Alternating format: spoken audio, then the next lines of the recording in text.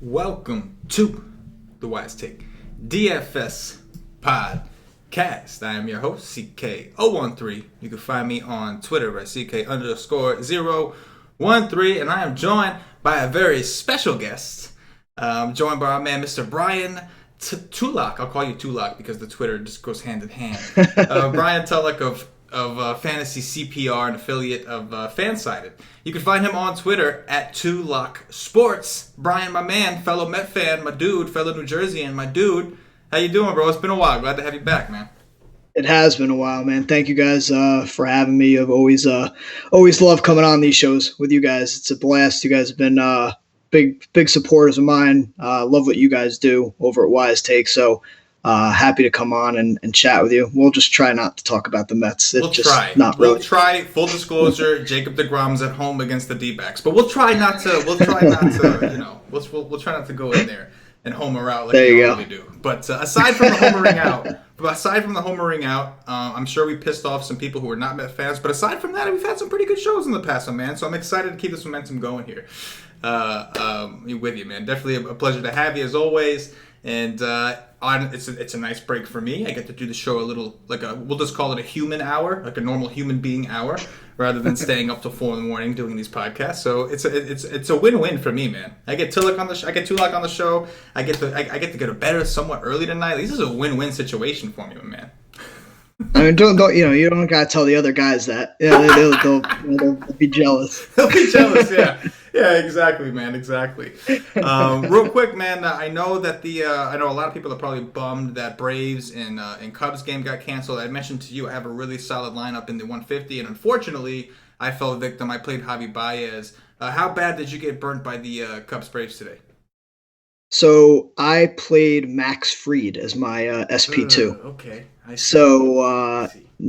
got burned. So I felt like it was a risk worth taking. This slate was awful from a pitching perspective. Yeah.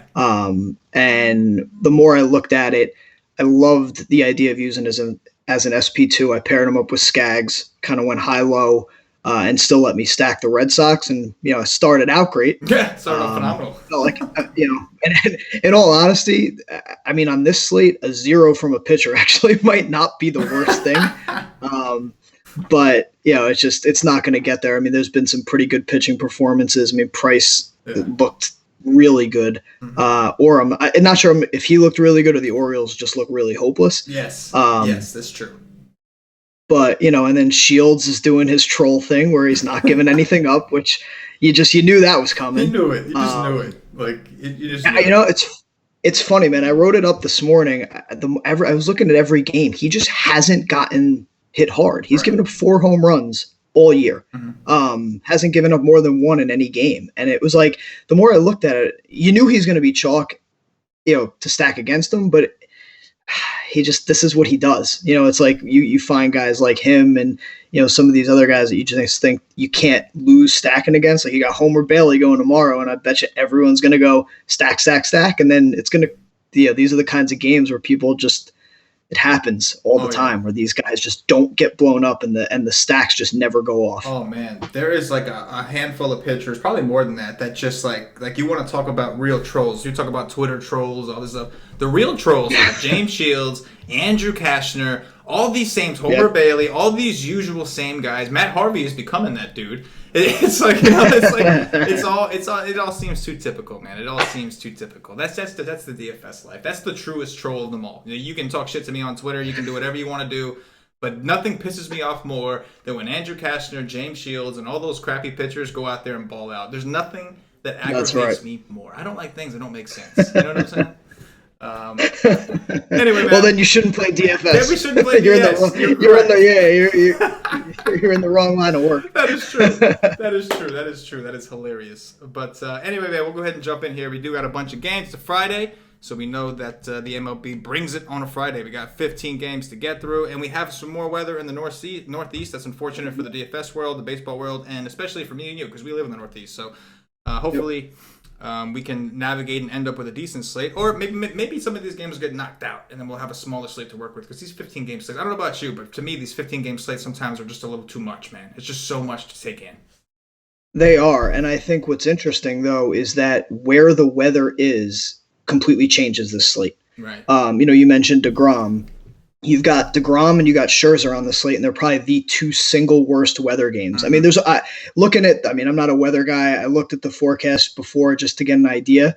I don't know how the game in Washington plays. It feels very similar in New York. And then even, I started looking around at other options. It's like, all right, well, maybe you go to Atlanta. That looks bad. I mean, that we just got burned by that tonight. Mm-hmm. And it looks just as bad tomorrow. There's one coming up right behind it. So, I mean, you look around tomorrow and to your point, like a big slate could get knocked down, but it also completely changes your approach where before you would have found a way to pay up for a Scherzer. And it's kind of annoying because I started flipping around across all the different sites and deGrom's priced down almost everywhere. Mm-hmm. I was all ready to jump right on, against Arizona at home, after everybody got burned after last start, but the weather is going to be a big, big part of tomorrow. I think the slate is going to look completely different by midday tomorrow, I feel like. I completely agree. I completely agree with you. With that said, speaking of Mad Max Scherzer, first game on the slate, of course, we got Stripling, whatever you want to call him, of the Los Angeles Dodgers visiting Mad Max Scherzer of those Washington Nationals. Like you said, it looks like it's going to be a lot of rain, 70% chance of precipitation, 96% humidity. It's going to be chilly, too, at about under 60 degrees. Total here is 7. Washington minus 215 at home. Obviously, we're concerned here about weather, but assuming the game does play, what do you think on your first look? I mean, I think if the game plays, if there's any way it does play, he becomes, Max Scherzer becomes the guy to build around. As an SP1, if you're playing on a one-pitcher site like FanDuel, he's the obvious guy. I just don't know, depending on which site you play on, the prices are up there. You're going to have to pay for it, but I think it makes a lot of sense. And I actually, to be honest with you, like just flipping around, there's not a lot of great SP2 options. And I'd even, if you were going to avoid Scherzer, say the game does play, I am a huge fan of playing the leverage spot in MLB. Whenever there becomes a big, SP, or even if there's a pitcher or a stack that's going to be chalk, I love going the other way, trying to find that leverage. And Stripling's actually had some decent outings, so it could be an interesting option if the game does come. Yeah, if the game actually gets in there, absolutely. 14K for Scherzer is crazy high on DraftKings. I think if the game does play, like you said, this weather is going to impact the whole dynamic of the slate. If the game does play, I'll suck it up and I'll pay the 14K for Max Scherzer. But obviously, if we're going to have some weather risk, I don't want to play Max Scherzer in cash. I'm really a little worried about that. And also, if the weather is iffy 50-50, we could see a lower ownership. Anytime a game gets fully canceled and people get burned, the majority of the public just backs off completely. So definitely some things to keep an eye on here. I think we can find some better stacks in the Nationals, whether you're interested in pitching raw Stripling or Stripling, whatever, or not. But, I mean, there's not much to talk about. Mad Max. It's the Dodgers offense, one of the worst in the league this year, and it's Mad Max. I mean, I think we know the drill here. Moving on, we've got another game with significant weather impacts. Tyson Ross of the San Diego Padres visiting Ivan Nova of the Pittsburgh Pirates. I'm seeing pretty much the same exact forecasts here in Pittsburgh. Less chance of precipitation, but it's chilly and very humid and more wind blowing in. Let me give you the spread, the rundown, right, Queasy? Total here is 7.5. Pittsburgh minus 128 at home. What do you think? So I wish this game would play because I actually think that the pitchers here are some interesting options. Again, we've kind of mentioned it. It's really hard when you do this as a first look when you've got weather concerns in baseball because, if Scherzer's out, and let's say Scherzer and deGrom come off the board, the pitching becomes really dicey really quickly. It's interesting. I look kind of across the sites. They've priced Tyson Ross up almost everywhere. And he's actually a really good option. I think you could make the argument for him. He's got some K upside. And I actually think you can make the same case, for Nova as an SP2 against a San Diego lineup that's not that good. Again, but it's really becomes in the context of the slate, though. I don't know that I'd go Nova if there are high K arms in play like Scherzer and deGrom. But if they're not in play and you just need kind of those guys that get you the steady, the 6-7 inning kind of deals, 4 or 5 strikeouts, this could be a good spot for him. Just depends on how the weather plays out here. Yeah, man, we'd like to play those cheaper options. Sometimes we're not necessarily playing the pitcher. Sometimes we're playing the opponent. And I think that, doing that for a team like the Padres, I know that Chad Kuhl, they kind of got to him today, but we know that Chad Kuhl is terrible against lefties. And we kind of had a feeling. We told everybody on the live stream today that Chad Kuhl was very risky, not as safe as people thought. And that's exactly what happened. I think Nova, more of a veteran in the game. I know he's had a couple games where he's gotten roughed up, but usually it's like high power guys that really that do Nova in. And San Diego doesn't have a ton of those. So I'm with it, man. Again, the weather might push us off. On the other side, Tyson Ross, it's 9.5. It's not the greatest, but at the same time, it's the Pirates. So while they don't strike out a ton, they're also not too explosive. I think the Pirates have been really good against lefties, but not as good as we'd like to see against righties this year. So I think Ross is in play as well. You look at the strikeouts for him. I mean, the last 5 games, 6, 7, 7, 9, 10. I mean, and he's given up 1 run or less, or 1 run in 3 of those 5 games. So I mean, he's got upside. But they've priced him up. But it'll be interesting to see. I think if the big guys were in play, I don't think people would go here. But I think if the Scherzers and the deGroms come off, this could be a very interesting SB1 choice, if this game ends up playing. Yeah, I can definitely. It's funny because, like you said, this is going to be a situation where I don't expect a ton of people to come here to Tyson Ross if Scherzer and deGrom were available. Yep. But you take them off the board, and this might be one of the next places they go. Because all the other studs besides from those two are in tougher matchups. So we'll have to feel it out. But he has been good. I'm actually very surprised. I know it's the Padres against the Pirates, but I'm still pretty surprised at the disrespect that Vegas is giving Ross. I mean, I think he's significantly a better pitcher than Nova, and for him to be that much of an underdog, it's wow. Take him back. It is. On to the next. We got Brett Anderson, the lefty from the Oakland Athletics, visiting Marco Estrada of the Toronto Blue Jays. The weather looks fine, although a little chilly, so I'd imagine they may close the roof. They opened it today, and it worked out pretty good for the Bats. Total here is 10. Toronto minus 129 at home. Brian, what you got? You have a 10-run total with 2 pretty awful pitchers. This could be a really nice game stack. I definitely don't have any interest in Anderson or Estrada. Even if all the big guys get rained out, I'm probably still not going to find my way here. I think it'd be a really interesting game stack to look at. I mean, especially if you look, at Anderson, you've got, with Donaldson back in the lineup for the Blue Jays, that becomes a really, really interesting spot. And then if you've been watching tonight, I mean, looking at what the Athletics do, I mean, they just have so much power. And Estrada's a fly ball guy. I'm pretty sure he's reverse splits too, right? Usually, I haven't checked this year, but usually, yeah. I think he's a changeup guy. So typically, those guys are reverse. And let me see, I got it right here. He is, he's given up a 286 ISO this year to right-handed bats. So yes. So I think you could look at the A's as a really interesting stack. It's not like he's good against lefties. He's given up a 211 ISO so far this year. So I think in both cases, this is a really interesting game stack. Oh yeah, man, I'm with you. Nothing to do with the pitchers. And when you mentioned Estrada being a high fly ball pitcher, the A's are also a really fly ball hitting team. That's just that's what they look for. The A's. They went out and got a bunch of guys that hit it in the air, which is why I like to take them against sinker ballers and guys who throw low. Against ground ball pitchers, because when you got a ground ball pitcher who's throwing low and you got a fly ball hitter who swings up from the zone, chances are it's going to be in the air. So now you're taking into account you have a fly ball pitcher against a fly ball team. I like that even better. So I'm going to like both sides, man. There's a reason this has a 10-run total on this game. Yeah, no, absolutely. and the best part about it is there's going to be a few of these spots. Like the Cubs got Homer Bailey in Cincinnati.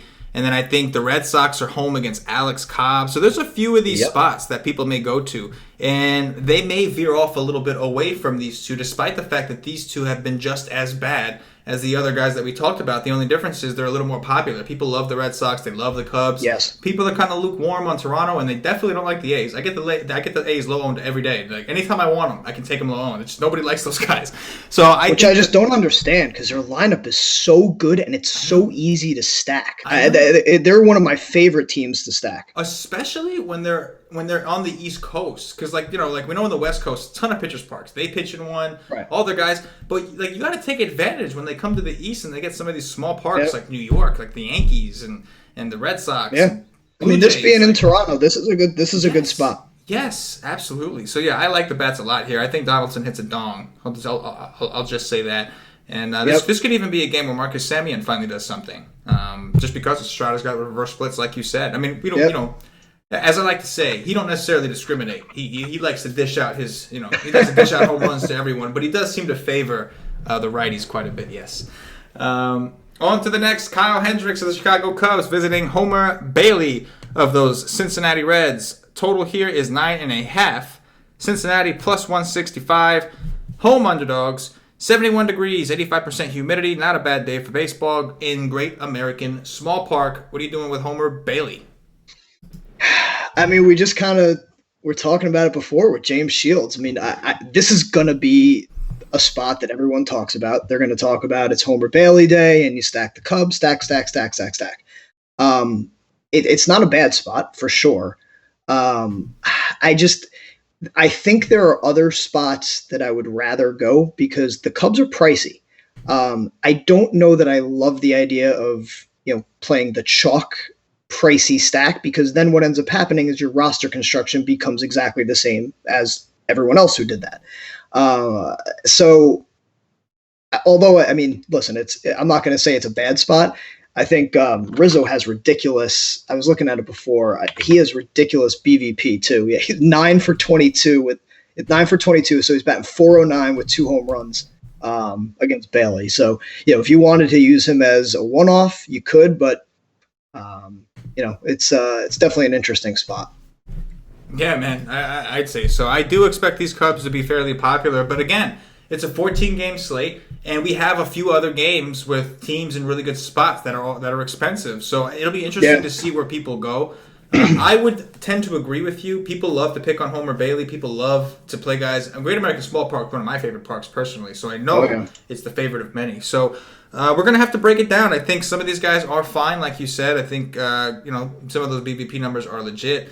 But again, it's it's funny, man. You look. I just pulled it up. Tell me this isn't the exact same thing as what we saw with Shields today. Here's his game log so far this year. Uh-huh. He's given up 1 run, 3 runs, 3 runs, 4 runs, 5 runs, 3 runs, 6 runs. So really, outside of one time against the Mets, because the Mets are amazing, outside of one time, he really hasn't gotten blown up to where the stack has just been can't miss. Right. So this is probably one of those spots where I could backfire because of the ballpark and because Homer Bailey is just generally awful, but I don't know. Could end up being a spot where you let the ownership go there and you just go somewhere else. Yeah, I mean, on a 14-game slate, typically there's usually pivots lying around. There's just usually a lot of there's a lot of games to pick from, a lot of spots, and even if we lose those first the 2 of those games that we talked about, like those aren't the great spots. Like we're still in a situation where the Cubs. Anytime that on a 14-game slate, one team is going to be 20 to 30% on, that's usually a recipe for disaster. And even if you avoid that spot, chances are you can still find other people who do just as well for maybe even a cheaper price. So I agree with you, man. Like it's tough to play the chalk in these situations. I'm just curious to know which one of these high projected teams is going to be the chalk. Of course, it is a 14-game slate. There's a chance that none of them are really too bad. But well, you know what though? What's interesting is if Scherzer and deGrom don't play, now you don't have that stud pitcher that people are going to pay for, which means now they have money for bats. Right. So now all of a sudden, the expensive Cubs could become even more popular because people won't go up and pay for the pitchers. So it's definitely something to watch. Yeah, I mean, I'm not saying it's a bad spot at all.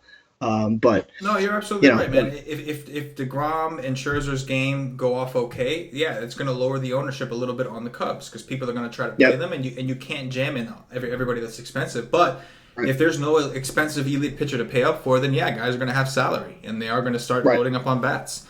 What about Kyle Hendricks on the red side? Any interest there?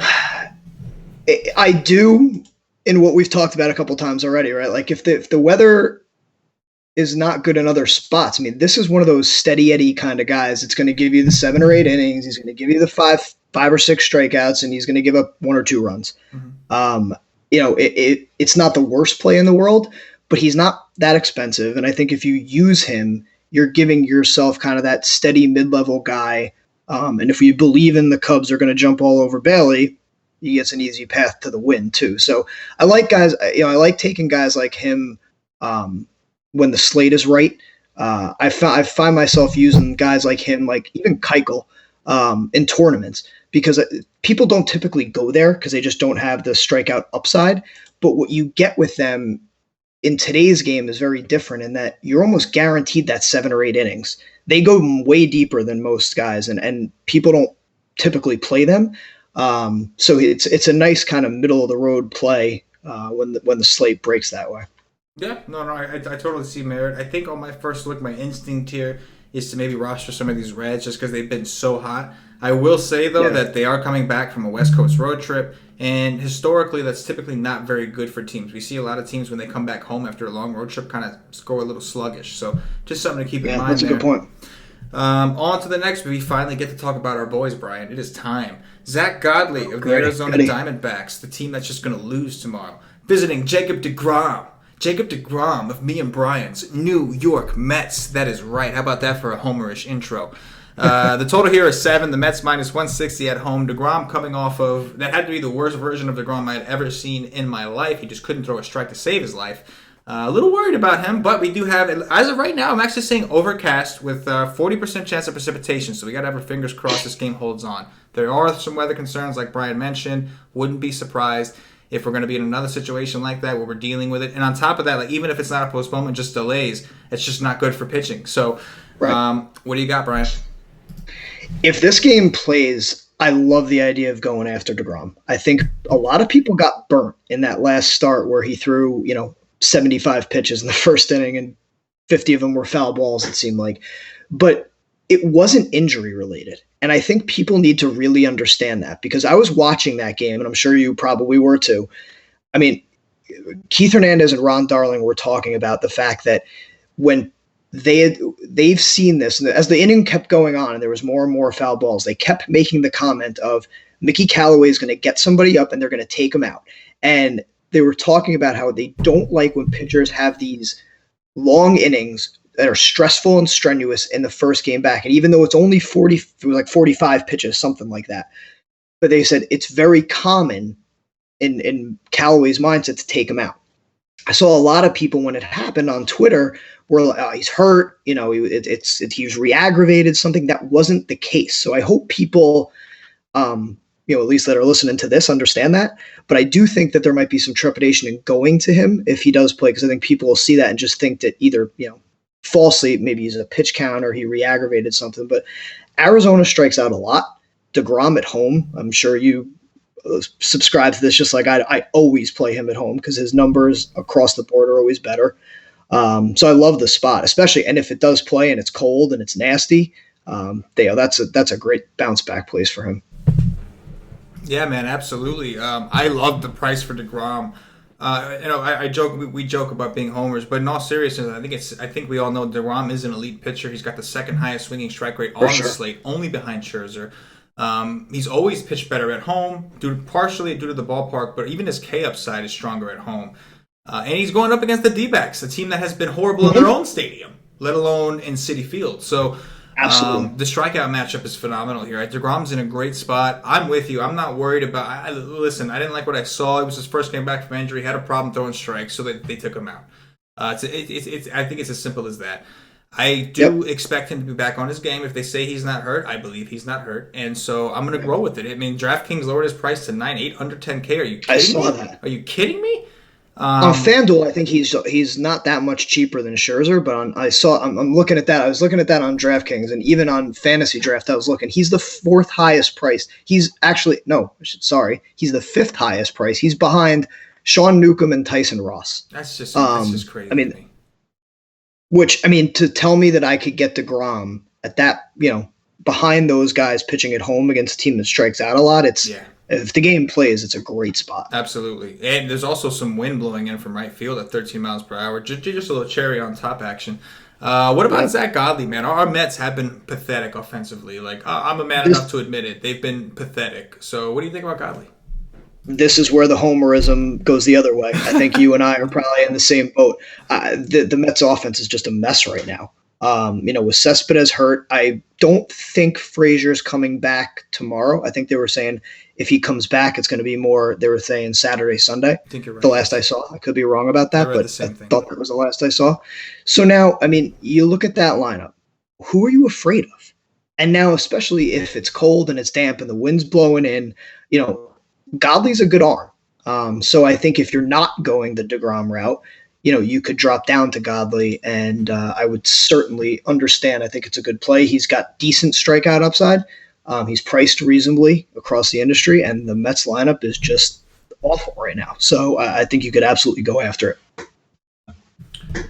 Yeah, man, I hate to say this, but I agree. It used to be a time where we only took lefties against the Mets, but lately it's been taking anybody against the Mets. You literally have to be like I think I would take Bartolo Colon to get the Mets at this point. That's how bad it has been. Cespedes out, like you mentioned. Michael Conforto going through yet another one of his slumps. I love this kid, I really do, but when this kid slumps, there is nothing worse than a Michael Conforto. He just looks he looks lost. Yep. And it's like every year, dude. Every single year, he hits 1 point in the year. Like, remember 2 years ago, he got sent down again. He was supposed to be our big dude after a big year. We had to send him down beginning of the season. Last year, I think he was this close from getting sent down before he finally came back around. Then he got hurt. Like, I love this kid. Don't get me wrong. I'm not trying to badmouth him. I love Michael Conforto. I'll deal with the swings. It just sucks when everybody's hitting the swing together. It just sucks. Yep.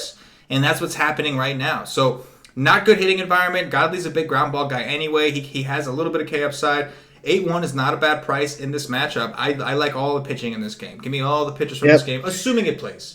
Assuming that, and you just wait. You wait until you see the lineup on this, and you're going to see it's going to be Adrian Gonzalez, Rosario, Jose Lobaton. You're going to get the Nimmo and you're going to get just an ugly lineup. Yeah. Outside of Cabrera and Bruce, there's no one in this lineup to be afraid of right now, and so. If it does play, I think the pitchers on both sides are for sure in play. Also, damn well they're not going to let deGrom swing a bat. Damn well they're not going to let him swing. That's true. So that's actually a really good point. That's an automatic strikeout. That's a really good point. Every time. Boom. So, yeah, I'm cool with Godley. On to the next. Right. We got another ace. I'm talking about Alex Cobb of the Baltimore Orioles. Visiting throw that in there. Visiting Drew Pomerance, a lefty from the Boston Red Sox. Total here is also 10. Boston minus 170 at home. 52 degrees. Going to be really cold out there. From humidity about 53 degrees. So not a very good environment for hitting, but it is a great ballpark for hitting. What do you got? I don't know how you fade Boston anymore. I really don't. The only thing I will say is JD Martinez left tonight's game with the stomach illness. You hope that's after all it is. After he hit a home run? Yes, after he hit a home run. This team is just, again, I go back to the comment before. If Scherzer and deGrom are off this slate, I don't see how it becomes paying up for bats is going to be, I think, the roster construction that most people are then going to want to do. And if you're going to do that, I don't care about Homer Bailey. This is the spot I would go. Cobb is not a good pitcher. He's got an 11% strikeout rate. He's giving up a 224 ISO to righties and a 340 ISO to lefties. We saw it tonight. They just jumped right all over Gausman. What would be interesting to see if JD doesn't play, you wonder how much that affects people going to the stack, because for sure the total will drop, right, if JD's out. And then all of a sudden, do people go away from the stack a little bit more, which would actually make me like it even more.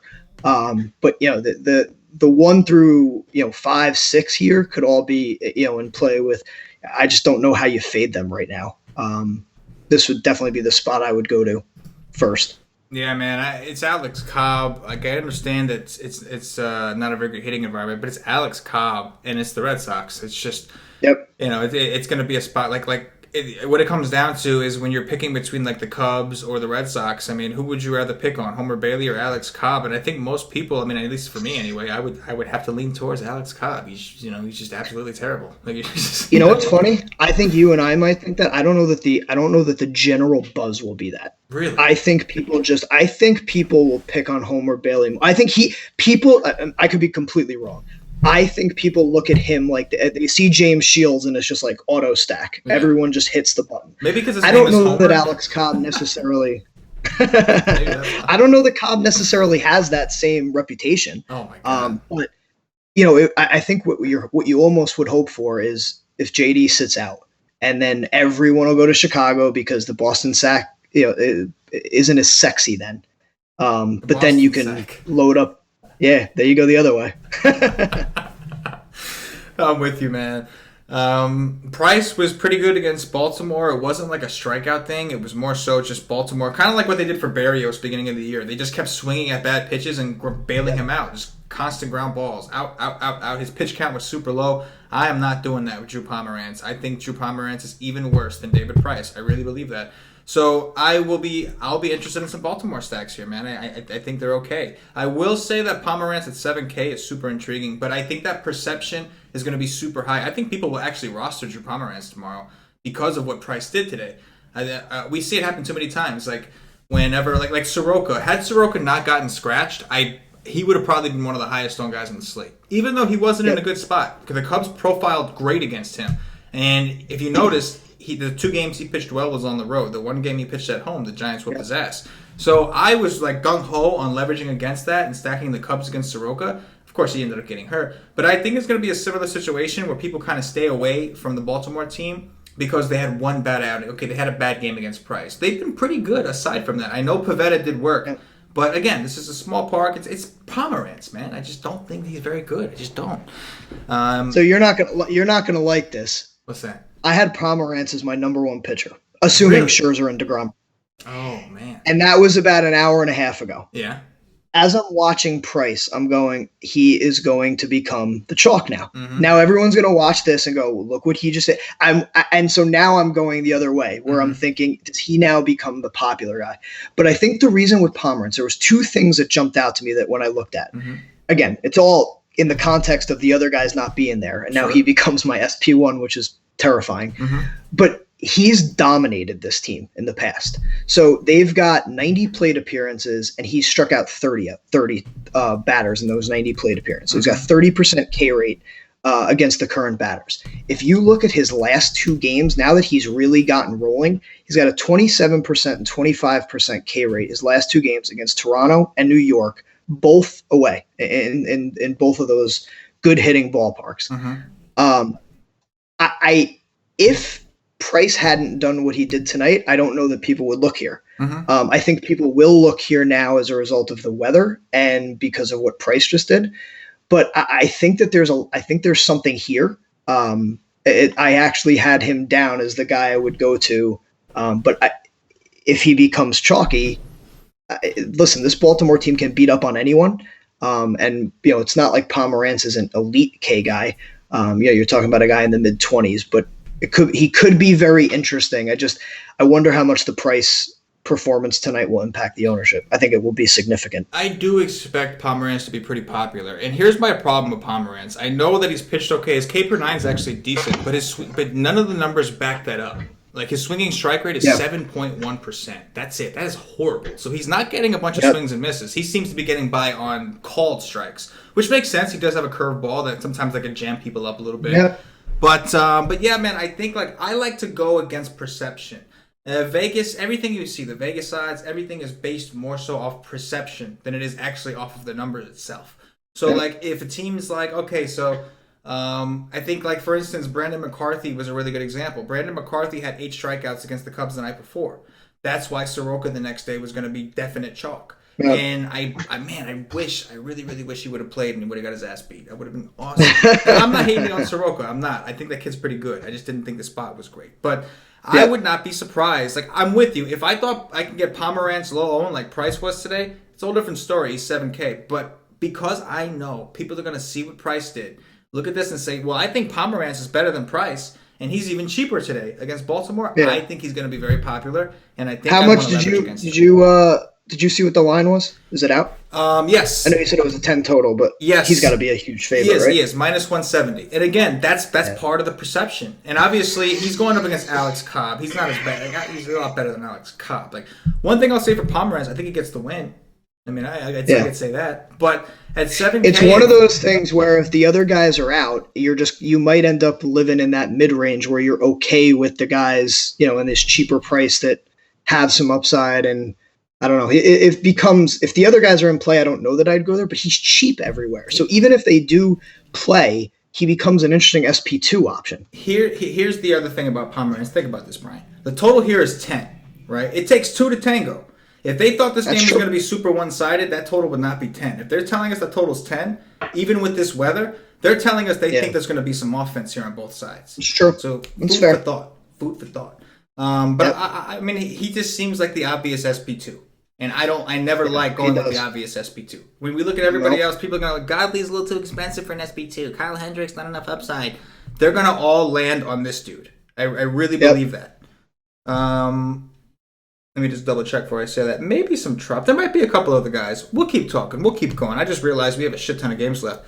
Let's hit it. Dan Straley of the Miami Marlins visiting Sean Newcombe, the lefty from the Atlanta Braves. Total here is 9. Atlanta minus 220 at home. They just pissed everybody off. It wasn't their fault, but I'm sure everybody's still a little bitter at them. It was their call after all. What do you got, Brian? I mean, so I am not a weather guy, but I looked at this. This looks bad again tomorrow. So this could be another spot where the weather just takes this game out of play. If it plays, though, I think Newcombe could become the SP1 choice, over guys like Scherzer and deGrom if those games get rained out. They just played against this Marlins team, went 6 innings, struck out 6, gave up 1 hit, no runs.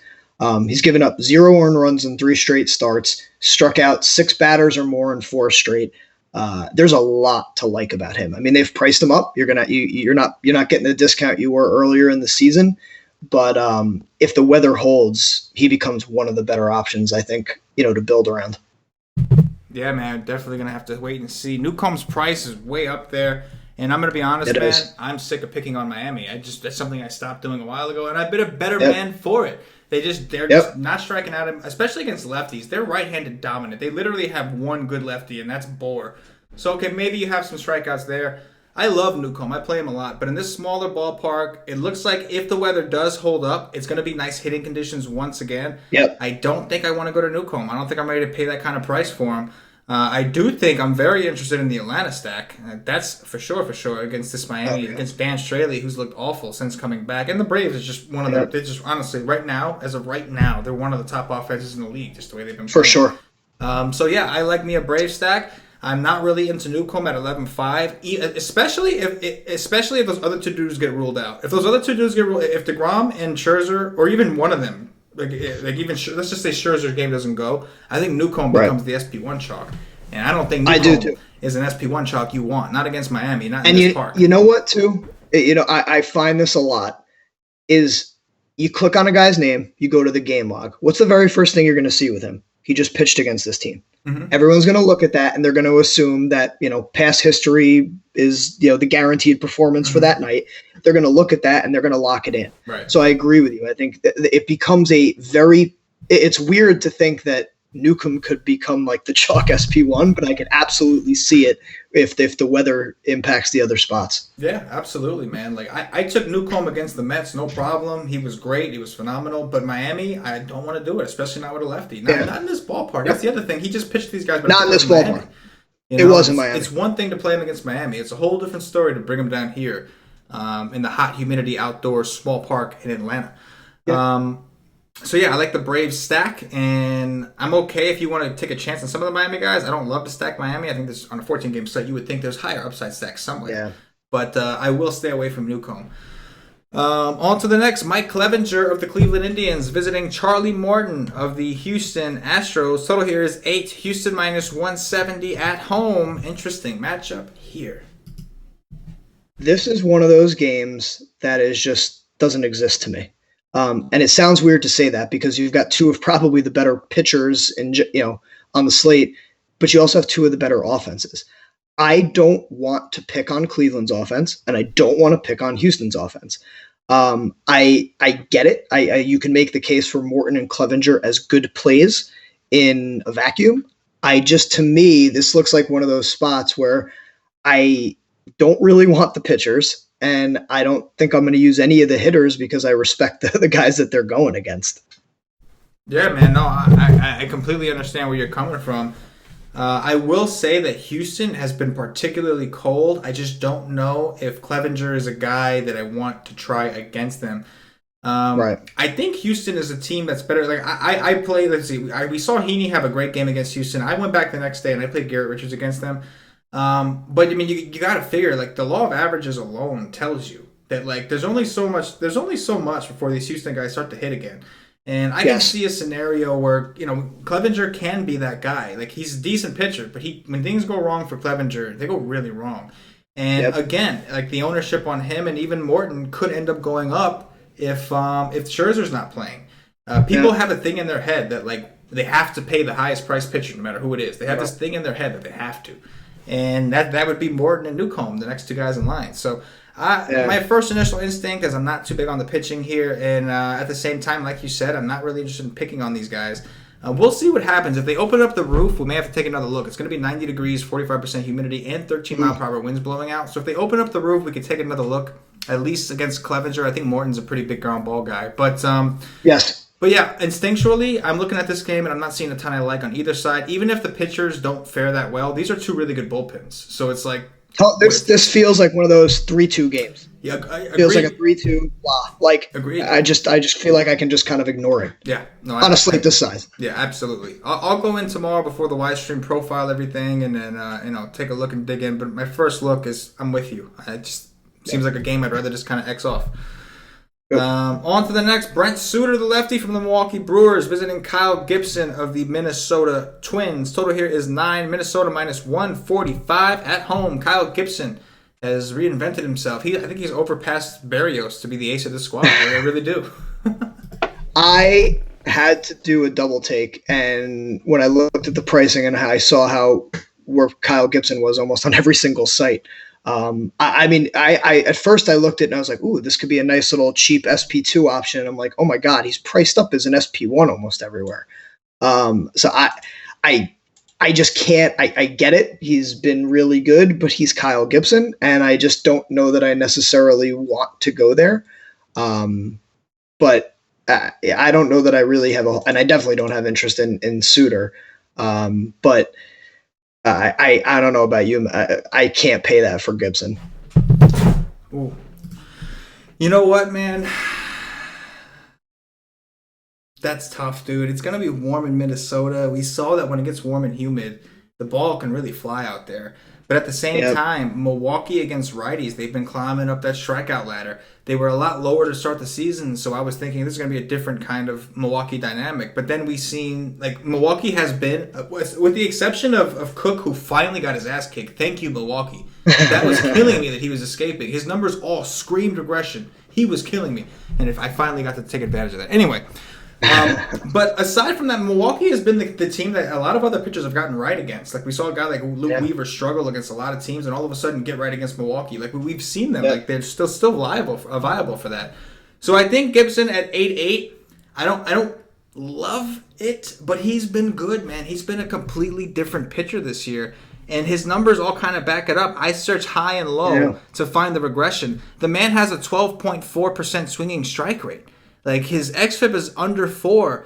His BABIP is a little low, don't get me wrong, but, like, everything. Like, the only thing I don't like is his hard contact rate is still kind of up, and his soft contact rate is still kind of low. So that tells me that, like, it's very possible that he can get lit up. It just seems to me that he's, like, he was never really a guy that I felt like went for strikeouts. And it just seems to me like he's going for it all of a sudden. I don't know what it is, but... So, my initial thought, hopefully we don't have to consider this, right? Because... my initial thought is we're gonna play deGrom anyway. So like, if I play deGrom, Do I need Kyle Gibson? No. I feel like I'd much rather play Godley over Kyle Gibson. Right. But at the same time, like if we're left without options, and I think Gibson's going to be low owned, and he's shown me the upside, I may have to consider it. It doesn't feel good in my stomach. It doesn't. But it doesn't. But it's also one of those things. Like I love doing these first looks, and I mean doing these podcasts, but and write my articles early because you get that kind of gut reaction. My gut reaction is I'm not paying this for Kyle Gibson. I'm not going to be the only one who thinks that, right? No. So, like, there's going to be people who look at this and go, all right, I'm not paying that, and they just write them off. But to your point, like, when you dig deeper, the numbers say it's a good spot. I mean, and Milwaukee now is down, Braun's on the DL. I mean, I could see myself getting talked into it depending on how the slate breaks, and I don't love it, and I'm kind of mad at you for bringing it up, but I'm going to put the cherry on top, though. One other factor. As of right now, it could change. As of right now, there are 14-mile-per-hour winds projected to blow in from right field. So just one more little tidbit. I'm not pitching Souter regardless, even at 5'6". Not doing it. I respect these Twins bats too much.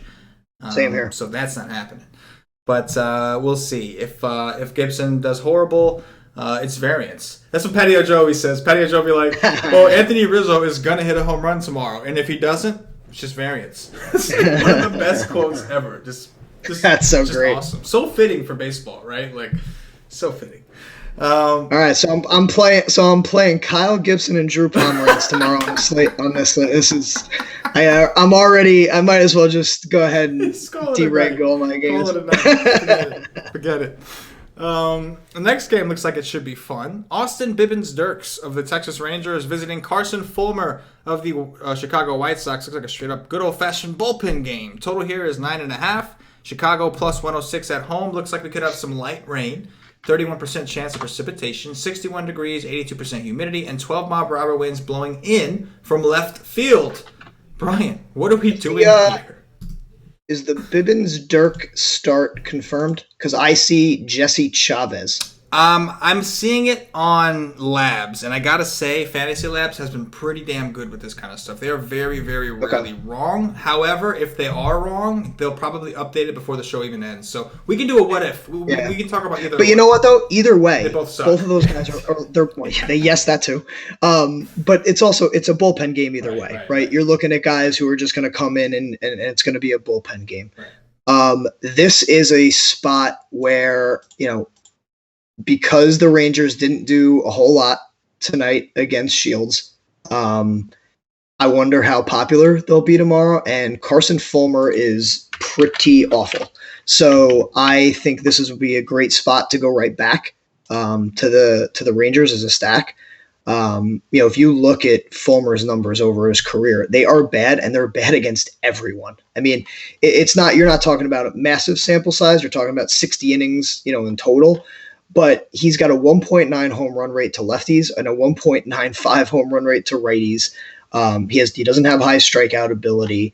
He gives up a ton of fly balls. He's not a ground ball guy. So when you factor kind of all of those things in a park that's pretty good for power, I like the Texas bats a lot. I mean, I think you could go right back to kind of the Gallo, Mazzara, Chu 3-man stack, which I know was popular today.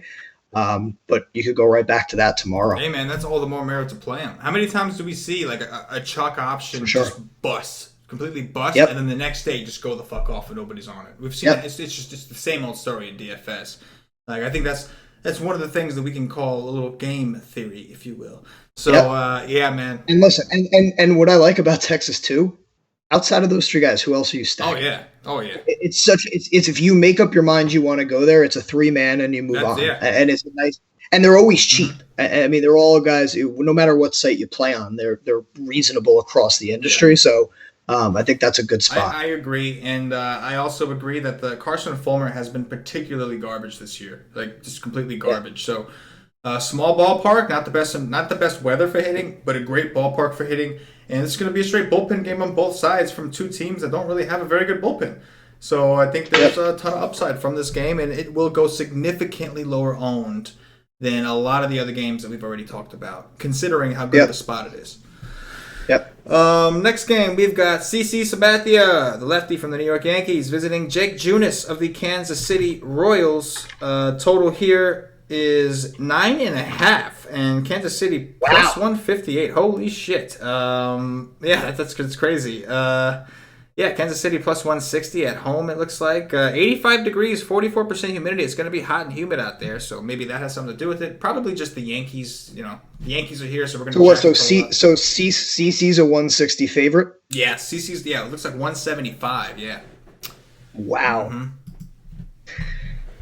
Mm-hmm. He was actually a guy that, again, it was kind of within the context of the slate, but I started looking at, all right, if I don't have big pitchers to pay up for, and I know I want to stack up some of these big bats, where is the mid-range that I can go? And CC wasn't somebody that was originally on my list, but it's interesting. I wonder how popular he'll be with that Vegas information. I think Vegas information tends to skew people's views on pitchers a little more when you look at the money line and all that stuff. So I think if he's that big of a favorite, especially on the road, he could end up being pretty popular, but it might not actually be a bad spot for him. I mean, if you look at his numbers recently, the K rate the last two games been 24% and 35%. He's got the ability. Casey's just not a team that's going to strike out a lot, but this feels like another one of those spots where I'm hoping for the 6 or 7 innings, the 5 or 6 Ks kind of thing, give up a run or two and just escape and hope my bats win it for me if you end up going that route. Yeah, no, I completely agree. I think CC is in the. We've played. I personally have played worse lefties against the Royals, so they're one of those teams that seem to give they're kind of like the Marlins in that they give those ace pitchers a hard time, like Chris Sale, those kind of guys. But then some shitty ass lefty comes in here and just kind of shuts them down. Like we've seen that happen over and over again. Also, CC is a ground ball guy. He doesn't give up a ton of power. It's never been his MO. He's getting a huge ballpark boost here playing at Kansas City. Obviously, it's never comfortable to go to a guy like CC, but I think I'm with you. I think he's in consideration. Like you can't ignore him. You do want to look at him in your hunt for pitching today. And I think that the Yankees are interesting. I don't typically like to play them on the road. I typically prefer them at home. I think everybody does. We know last year they were pretty bad on the road last year, and they can strike out. I just don't think Junis is that great. I think he's like mediocre at best. So we talked about some of these other the Yankees will probably be the least owned out of all the other teams projected for over 5 runs. I was just thinking the exact same thing. I agree. Yep. They're projected for 5.5 runs, and I don't think anybody's going to go here. So. I'm cool with it, man. I'm completely fine with the Yankee stack, even on the road. It is going to be warm and humid, so maybe that ball carries. And again, the difference is CC is a ground ball guy. Jake Junis is kind of like middle of the pack. He kind of gives up everything. So I think it's interesting. I mean, you look at his home run rate, and it's not pretty. I mean, he's given up a 2.3 home run rate to righties, 1.5 to lefties. And when you look at home, he's got a 4.85 home run per 9 rate to righties this year. In his ballpark, how does he do it? Like how? You pitch in Kansas City. So home versus righties in 13 innings, he's given up 7 home runs. God. So I agree with you. This could be a really interesting pivot off the Red Sox and the Cubs. GPPs only, of course. You could play these guys. You could play the Yankees. Listen, as a Met fans, I hate to admit it, but it's hard to say you can't play these guys in any format you want. That's true. That is true. They are very good. Jake Arrieta of the Philadelphia Phillies visiting Michael Wacha of the St. Louis Cardinals. Total here is 7.5. St. Louis minus 120 at home. 76 degrees, 68% humidity, 7 mile per hour winds blowing in from left. No real impact here. What do you think, man? I don't know. I don't like this. Nothing about this game stands out to me as super interesting on either side. I'm not a Arrieta believer. I am most certainly not a Wacha believer. I always love he gains popularity in the weirdest spots. I don't think he'll gain it here because I think people respect Philly's offense. What's interesting with him is he's been good at home this year. So I think people may look there, and that's kind of consistent with his career trends. But I don't really necessarily want to pick on the Philly offense. And it's just not – there's just nothing about this spot. He's not a high strikeout guy. I don't know. This feels like another one of those games where I don't really have interest on either side. It feels like a potential cross-off for me. Yeah, man, I hear you. I think if I was going to have interest in somebody, it'd probably be Wacha, and that's only because Philly is like third in the league in strikeouts to righties this year. And like you said, Wacha's pitched a little bit better at home, and he's got a little bit more K upside to me than Arrieta. I do agree. I don't love the spot for Wacha. I think we could find like other people to go to. Another situation where if that Met game plays, I'd much rather pay up for Godley as an SP2 if I had to. For sure. Wacha's in the conversation. I don't want to rule him out completely. Arrieta, I'm not playing. Like, don't get me wrong. Arrieta is a guy I don't like to pick on because he's got a super high ground ball rate, super low hard contact rate, but his swinging strike rate is like 6. I don't think I want that. His K per 9 is like 5. Like, no, not nearly enough upside.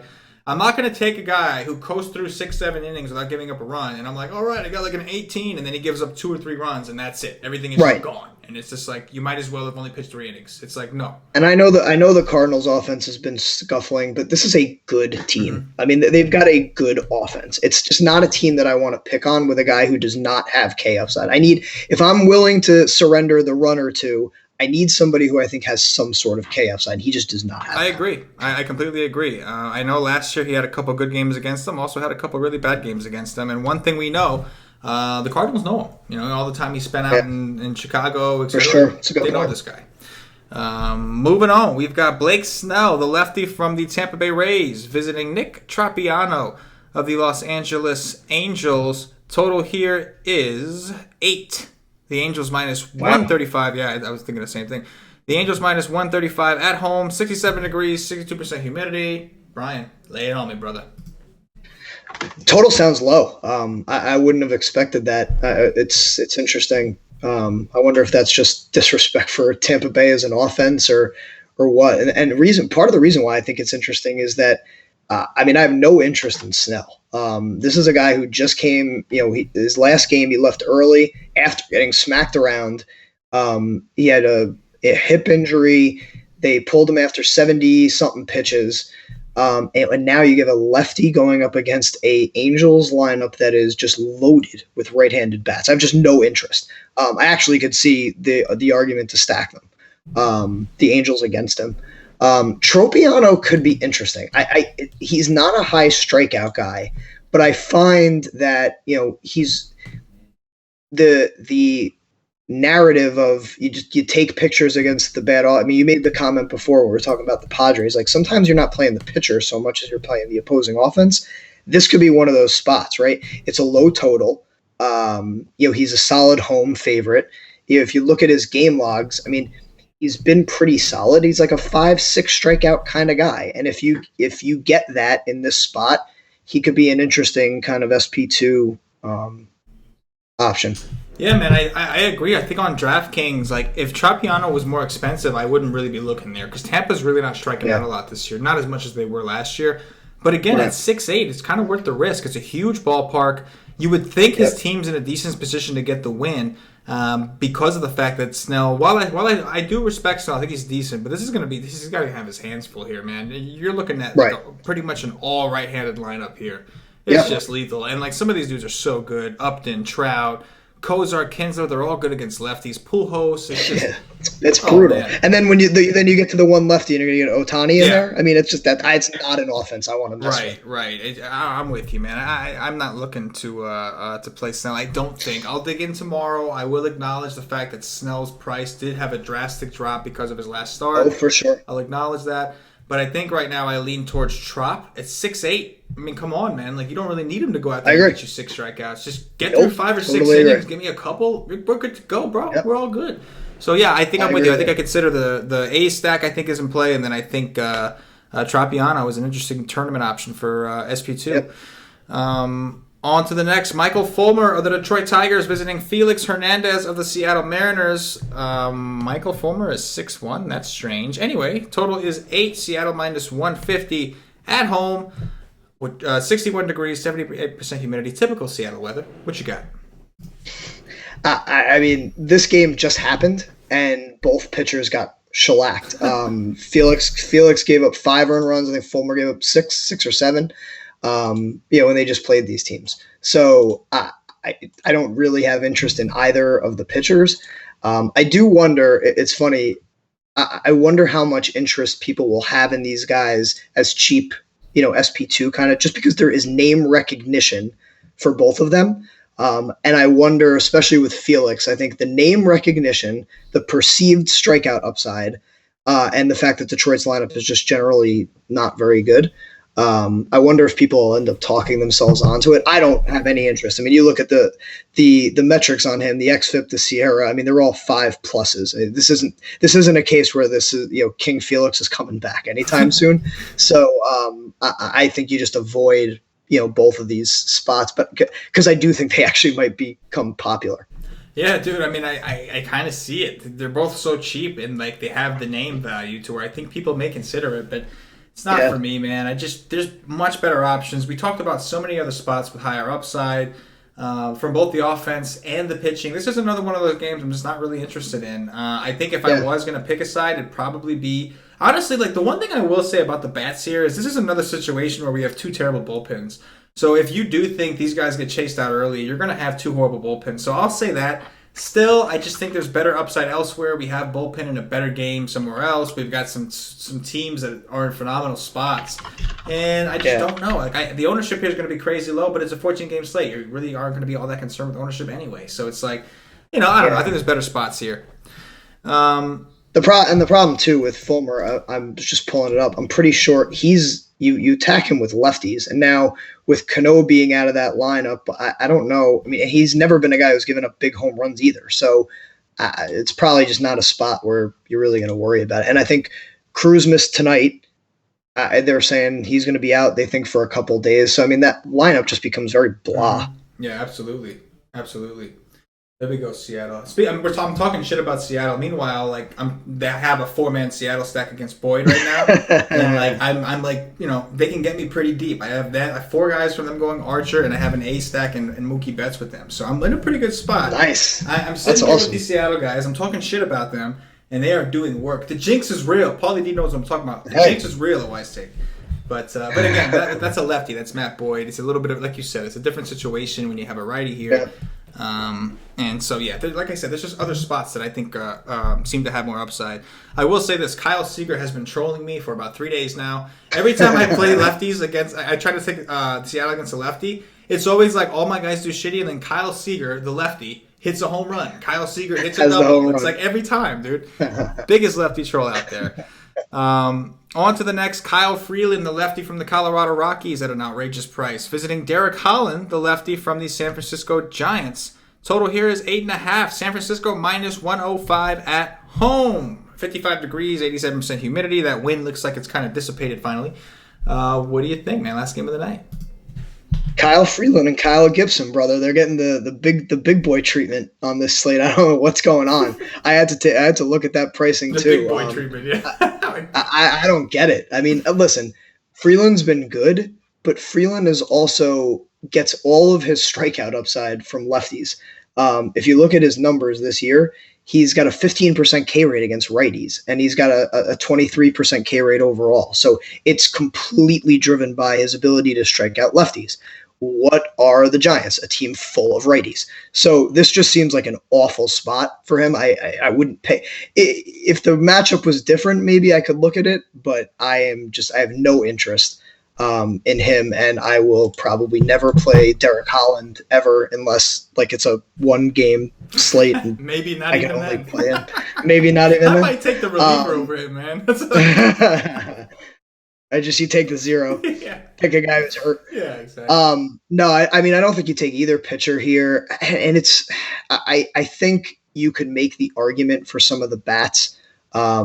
If you wanted to, especially from the Rockies' perspective, they're not going to be highly owned because they're outside of cores. But, think about it this way. If they were in cores playing Derek Holland, they'd be everybody's stack, right? So I always like to look at it that way.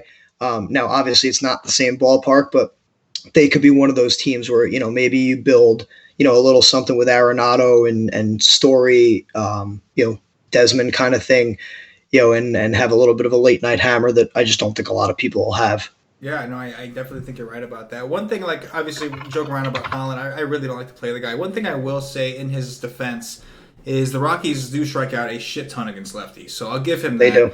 But still, I'm not doing it. I'm just putting the tidbit out there, just doing my job. And I can tell you right now, I will not be playing Derek Holland. Aside from that, I think that there is merit. Kyle Freeland at 9.3 if he was cheaper, I would definitely have interest. I just can't pay 9.3 for him in this matchup. I just can't do it, man. Like, honestly, if he was against the Mets, I consider it. That's how bad the Mets have been against lefties, man. But you have to take him against the teams that have the lefties, and they just, I mean, outside of, what do they have? They'll have Belt and Crawford, maybe. That's it. Else, go there's just not. Yeah, it's not a big strikeout team. So I don't think that I would go. Yeah, there. It's just too expensive. To me, there's just not enough upside in that price. Agreed. All right, it's gonna do it for the game by game. So. But what we're going to do is we're going to do some top threes, Brian. We've been doing top 3 pitchers, top 3 stacks. We'll play some Dong Watch where we go one at a time, each picking 3 guys. But before we do that, I'm going to take this time to remind everybody, if you haven't already checked us out at wisestake.com, I do not know what you are waiting for. Come see what we're all about. $2.50 gets you in for the day. We have the articles for you. We do a live stream every single day for main slates, about an hour and a half before lock of the main slate to kind of give you our thoughts after our research. We have Cam's cheat sheets. We got GPP articles, cash articles, everything you might need. We have a chat. We are a DFS community designed to help make you better. And we've been doing this new thing 3 to 4 days a week when we have time when there's no early slates. We actually go in and when we have a strategy session early in the day, we kind of profile everybody, see the matchups. And it's been working out great. Our members have been winning. We get you a lot of guys at the top of the tournaments these days. And obviously, it helps us. So come see what we're all about, $2.50. I'm also going to remind you guys, if you want to catch up on Brian, our boy Brian busts his ass for you guys every day for free. That's right. Go to Fantasy CPR. Follow him on Twitter at Tulloch Sports and check out what Brian has to say. Brian also has a free membership courtesy of Wisestake to wisestake.com. So once in a while, you never know when you might catch Brian pop up in that chat. Oh, I come in. I always love coming in there after I read your stuff, and I got to come and troll you a little bit. That's always when I What was that? Oh, was that the day you told everybody to stack the Mets against Tay-Rock? Yes, I did. How'd that go? Did not go well. No, it did not go very well. Yes. In all seriousness, man. I mean, I know like we do this stuff for fun, and I always appreciate you guys having me on, but your crew of people is some of the best in the industry, and I mean that in the sense of you guys are real. You guys give real opinions. You're not just spewing stuff off. And there's a personality behind each of you guys. You're fun to watch. You're fun to read.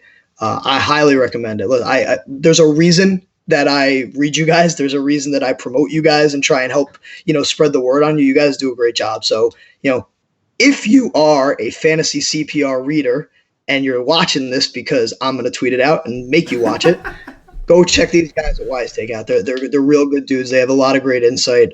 So please definitely go check them out. Hey man, you're making me blush. I do appreciate that. You're making me blush though. It's not good for my image. I'm supposed to be like I'm supposed to be the cool guy, or at least I try to be. I'm not really that cool. I think you know that. You've talked to me enough to know I'm actually not that cool. But I try to come off like I am. And if you make me blush, I'm gonna look like a little But no, in all seriousness, man, I appreciate it, man. I always appreciate you hopping on these shows with us. We always have a good time. But I can't let you go just yet because the nation needs your top threes, my man. So, top 3 pitchers, Brian. I know it's ugly. We're going to pretend like there's no weather. That's it. Because if there is weather and Scherzer and deGrom are gone, it requires a lot more thinking. I don't want to put you on the spot. But let's just assume that there's no weather concerns and everything plays. So I'll actually go. So if there's no weather, I think you the slate becomes you find a way to get in Scherzer, and I think because of the price on deGrom, you could actually argue he could be an SP2. Mm-hmm. It's going to mean you're going to take some chances in other spots. So I think if you were to go that route, I would rank them as my top guys. I'd go Scherzer, deGrom, and I'd probably go Newcombe. If you're looking at the top 3 pricey, and then if they don't play. I think this becomes a slate now where you live in the mid-tier. So I'm going to give you another top 3, which would be more kind of the mid-tier guys. I've already told you, I think I like Pomerance. I like CC. And I hate to say it, but even when you start to look down, I like Nick Troiano. Yeah. I mean, I think the Pomerance, Sabathia, Troiano mediocre triumvirate there looks like that. That's kind of where my initial gut says to if the weather holds like it is, like I could see myself playing both, two of those guys and building around bats. Yeah, no, I hear you completely. I can 100% agree. If you can play Scherzer, if that weather's going to be fine, do it. He's $14K. I think in tournaments, I would try to go elsewhere. Just every time I will. Paying $14K for a guy is just not something I like to do. But in cash games, I'd go with Scherzer. If the Met game is good, take both pitchers there. I like Godley and deGrom a ton. And then if you're looking for a cheap option, I think I'm with you, man. I think my favorite so far might be Trop. And I'll say this just in case. So if that Met game gets weary, if the national game is out, I actually may pull the trigger on Kyle Gibson. Hopefully I don't have to. I'm hoping things don't come to that. But as far as cheap pitchers, I think Trop is probably my favorite of the cheap guys we discussed. But I really hope things don't come to that because it's going to be a long night if that's the case. Top 3 stacks, Brian. Who do you like? So until somebody stops them, it's the Red Sox, and it's going to be the Red Sox every single night. I actually am kind of hopeful that JD sits out. I think it'll depress the ownership just a little bit. So I think they're my clear number one. I think the Yankees are probably my number 2. They weren't when we started the show. I probably would have said it would have been the Cubs, but I think, in terms of their popularity, I'd almost rather go away from the Cubs, and I really like that Yankee idea. I think you're spot on. If that game was in Yankee Stadium, everybody would be all over it. I think the fact that it's in Kansas City will keep people away. So I like that idea. And I think the third one for me is Texas. They just killed everybody tonight. Carson Fullmer is not good. You could go right back to the Gallo, Mazzara, Chu, and they're cheap too. So you could go right back to those guys, and it would work pretty easily in almost any roster build you want to do. I like it, man. I do. I'm going to go with the Atlanta Braves at home against Straley. I'm going to go with the Yankees as well, trying to get some low ownership. And obviously, you made a great point for the Red Sox. I love the Red Sox. But just to back you up a little bit here on the Texas stand, just because we did talk about whenever guys are disappointing, people typically stay away, and it's usually a good time to go back. So I'll ride you with there, although I do believe, obviously, Boston's in a great position also. All right, Don Watch, what we're going to do one at a time. Well, infielder, outfielder, utility, doesn't matter which order you pick. So basically, it could be two. You just got to have at least one of an infielder, one of an outfielder, and then, So you get the first pick, my man. You're the guest. There's no cores on the slate. I was going to tell you no cores, but there's no cores on the slate, so that's not even an option. So who's your first pick? So I think if I got the first pick, I just don't see how you don't take Mookie Betts right now. Seriously. I mean, against Alex Cobb and Fenway, he'd have to be the first guy to go. I'm completely with that.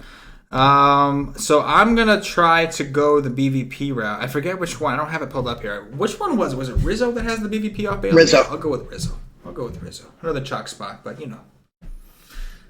So I'm going to go with someone we have a stack we haven't talked about, and more of kind of the one-off play. But for an infielder, I'd go with Josh Donaldson. Oh yeah, I love that call. I do. You get the lefty and Brett Anderson going up against him. We talked about this Oakland-Toronto game as a very interesting stack. It's funny, I wrote it down because it wasn't one that was on my list initially. And then as we talk about it, the sexy stacks, you get the Red Sox and the Yankees and the Cubs, and everyone's going to go there. I haven't built any teams yet. I usually like to do that just to get an idea before I start writing. This game might be the spot I end up doing a lot of game stacks. I could definitely see a lot of my initial bills looking this way, and I like Josh Donaldson a lot. I love Josh Donaldson. That's a great call. I will go with Aaron Judge of our New York Yankees that we just talked about. Last pick, my man. Who's it going to be?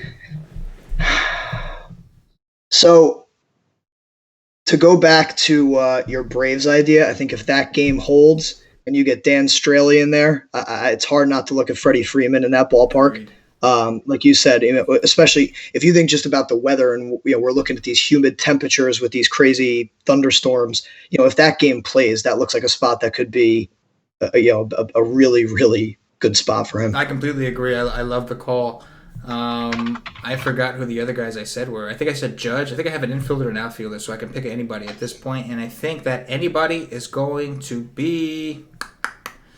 I'm going to dig a little bit on this one. You took all the good guys, Brian. I'm just kidding. I know, it's fun. It's like a 30-game slate, dude. I know, and I can't find anyone else. I'll go with Joey Gallo. That's what I'll do. I'll still go with Joey Gallo. I like it. It's a safe call. You know why he's safe? Because he's a first base and an outfielder. So if you ever forget where you are in the count, he counts as both. Cam taught me this. That's right. My boy Cam taught me this. Always a good call to go with a multi-eligible guy. And that's going to do it for the Wise Take DFS podcast. So if you're watching us on YouTube, please click that thumbs up, that like button, subscribe to the channel, get notified whenever we put out one of these cool-ass free videos. If you are watching us on Facebook, please like and share to support the Wise Take Nation. And if you are watching us on Twitch or Twitter, give us a follow. On Twitter, we are at @wise_take. Do us a favor, retweet the podcast, give us some likes, like anything you can to help the nation grow. We really appreciate it. And if you're listening to us on iTunes or Podbean, give us some 5-star reviews. Bump us up those charts. Again, all these things that we ask you to do on a nightly basis, we ask you for a reason. I hate repeating myself, and I say this every night because it means that much more to us. So please hook us up. Don't be an asshole. You know who you are. Don't be one. You don't have to be that guy. Don't be. We're not that guy. You're not that guy. So let's just do it. Show the love. Also, guys, don't forget, please follow Brian on Twitter at Tulloch Sports, man. He's a big supporter of Wise Take. We like to support him back as well. Just a stand-up dude, man. One of the nicest guys you'll ever meet. Obviously, he's just great with making connections. He's just one of those guys that are just, it's good to have. He knows a little bit of everybody. This dude is boys with pretty much almost everybody in the industry. It's just definitely just a great guy. And you don't get like that being me. You know what I'm saying? If you're an asshole like me, it's not so much. You make some enemies quick. Brian's not one of them to do. So follow him on Twitter at Tulloch Sports. Check out his blog. It's completely free also over at Fantasy CPR, part of the Fansided Network. And Brian, I'm going to give you the opportunity to give some closing thoughts, and we'll get up out of here, brother. Listen, you said everything I could have possibly said. Brian Tulloch, not an asshole. It's going right on my tombstone. Yeah. That's what I'm going to have. I'm going to get you a tell my wife sticker. That. Brian Tulloch, not an asshole. Got it. No, man. Thank you guys. Thank you, Wise Take, for having me on. Certainly appreciate you guys have been big supporters of mine. In fantasy CPRs from the get-go. So certainly appreciate it. And let's just hope that we get some breaks in the weather tomorrow, because if you and I are playing Kyle Gibson and Drew Pomerance, I don't know, might be a good night to what do they say? You take the night off and spend it with your family. Yes, it's a late swap discussion. I hear that's a thing. Maybe I hear that's a thing. Yes. Yeah, maybe that's a good night for me to I don't know, take the night off and do like a family movie night with my kids. Anything to keep you from looking at that phone. I'm with you, man. I don't know how. I'm starting to get a little nervous. I got a little Drew Pomerance, CC Sabathia, 1-2 punch here. What could go wrong? What's to be nervous about? Yeah. Hey, listen, man. It's I don't need money. That's it. What's money? I mean, come on. But anyway, Nation, we're going to get up out of here, do our thing. Don't forget to give Brian a follow. Check him out on Twitter. Do the damn thing. For Brian, for myself, the entire Wise Take Nation, as always, good luck. Yeah.